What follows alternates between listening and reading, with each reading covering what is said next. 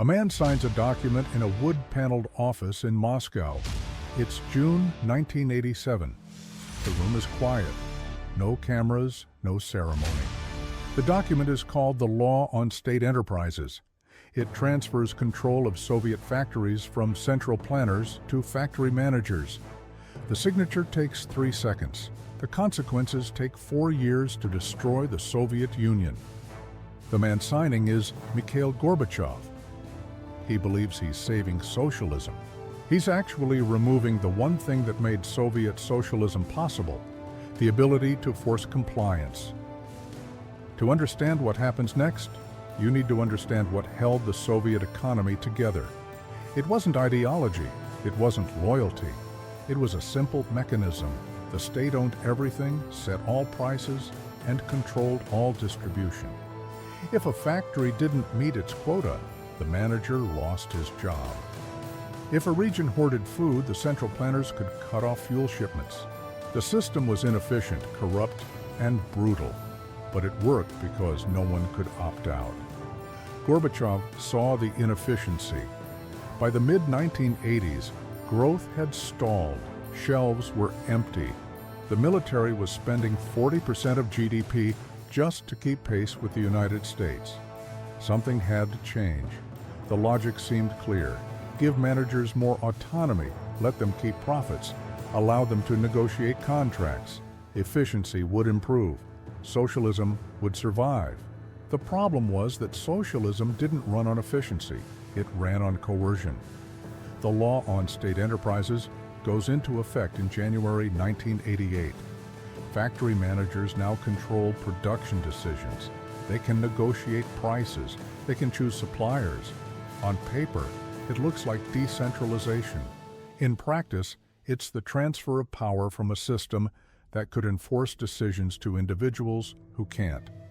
Within 6 months, factories stopped sending goods to unprofitable regions. Why ship steel to Siberia at a state-mandated low price when you can sell it to Moscow at a markup? Managers aren't breaking the law. They're responding to incentives. The reform assumed people would act in the collective interest. They acted in their own. The state still sets official prices, but no one follows them. A black market already existed, of course. It had existed for decades. The difference now is that factory managers are participating. They sell to the highest bidder. They hoard supplies. They delay shipments. The central planners send orders. The orders are ignored. To party officials, this looked like entrepreneurship. To ordinary citizens, it felt like the system was breaking. The Soviet economy had always functioned on shortage. There was never enough. But shortage was predictable. You knew which goods were scarce. You knew when shipments arrived. You built your life around it. What happens in 1988 is different. Shortage becomes erratic. A city that had bread last week has none this week. A factory that received coal shipments for 30 years suddenly doesn't. The reason is simple. Managers are making decisions based on profit, but the rest of the economy still runs on central planning. The two systems are incompatible. Central planners assume goods will flow where they're assigned. Managers assume goods will flow where they're paid for. The result is paralysis. The state tries to respond. It issues new quotas.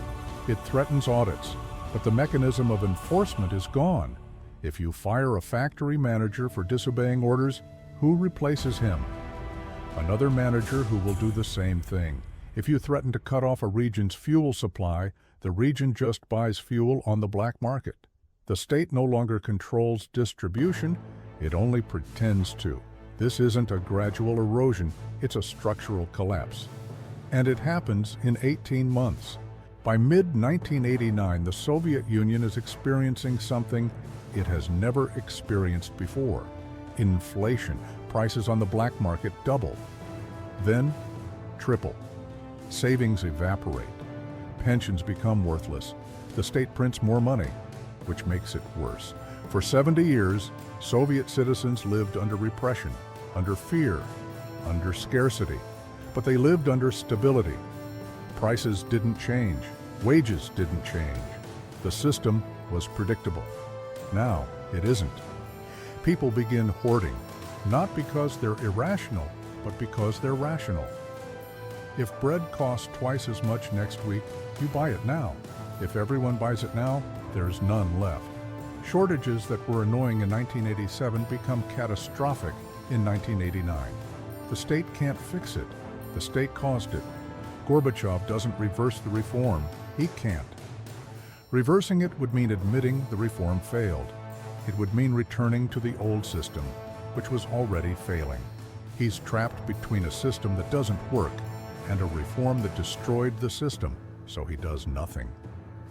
That inaction is a decision, and it's the decision that matters. Let's return to the document, the Law on State Enterprises. It wasn't a radical text. It didn't abolish the party. It didn't privatize the economy. It just shifted authority from planners to managers. A technical adjustment. The kind of thing that gets proposed in committee meetings and passed without controversy. But technical adjustments in a tightly coupled system don't stay technical. The Soviet economy wasn't a collection of independent parts. It was a single machine. Every component depended on every other component. When you change one variable, you don't get a small change in outcome. You get a cascade. Factory managers could now ignore quotas, so they did. Regions could hoard resources, so they did. Prices could deviate from state targets, so they did. None of these things alone would have collapsed the USSR. Together, they made collapse inevitable. The strange thing is that many of the people making these decisions didn't want the Soviet Union to collapse. Factory managers weren't dissidents. Regional officials weren't separatists. They were just responding to the new rules. The system didn't fall because people rejected it. It fell because people adapted to it. There is a broader pattern here. It shows up again and again in history. A system under strain tries to reform itself. The reform removes the enforcement mechanism that made the system stable. The system collapses. It happened to the Habsburg Empire when it tried to liberalize. It happened to the Qing dynasty when it created provincial assemblies. It happens because the enforcement mechanism isn't a flaw in the system, it's the system. Gorbachev thought he was modernizing socialism. He was actually proving that socialism required constant coercion to function. The moment you remove that coercion, people stop pretending the system works. By 1990, the Soviet Union is disintegrating, not because of a coup, not because of a war, because no one believes the center can enforce its decisions anymore. Regions declare sovereignty, republics withhold taxes, the military stops receiving funding. The state still exists on paper. In practice, it's gone. Gorbachev tries everything. He proposes a new union treaty. He allows multi-party elections. He negotiates with republics. None of it works. The problem isn't political, it's structural. You can't have a centrally planned economy where the center doesn't control anything. You can't have a union where members can opt out. The reform destroyed the logic of the system. Everything after that is just aftermath. In August 1991, hardliners launch a coup. They want to reverse the reforms, restore control, save the union. The coup fails in 3 days, not because people love democracy, because the mechanisms of Soviet power no longer exist. The military doesn't obey orders. The KGB doesn't arrest dissidents. The party doesn't mobilize supporters. The infrastructure of coercion has dissolved. On December 25, 1991, Gorbachev resigns. The Soviet Union ceases to exist the next day. The collapse is often described as inevitable. That's not quite right. The collapse was made inevitable by a specific decision in 1987, a decision that seemed reasonable, cautious, even modest. A decision to give managers more authority, a decision that removed the state's ability to enforce compliance, a decision that assumed people would act in the collective interest once you gave them freedom. They didn't. The Soviet Union didn't collapse because it was evil.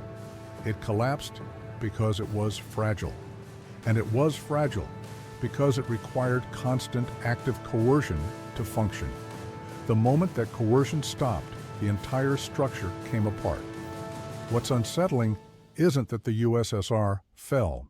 What's unsettling is how quickly it fell once the enforcement mechanism was removed. 4 years from reform to collapse. Most people didn't see it coming. Most people inside the system didn't see it coming. Gorbachev himself didn't see it coming. That's the real lesson. Systems that rely on force to function don't gradually weaken. They hold together right up until the moment they don't. And when they fall fast.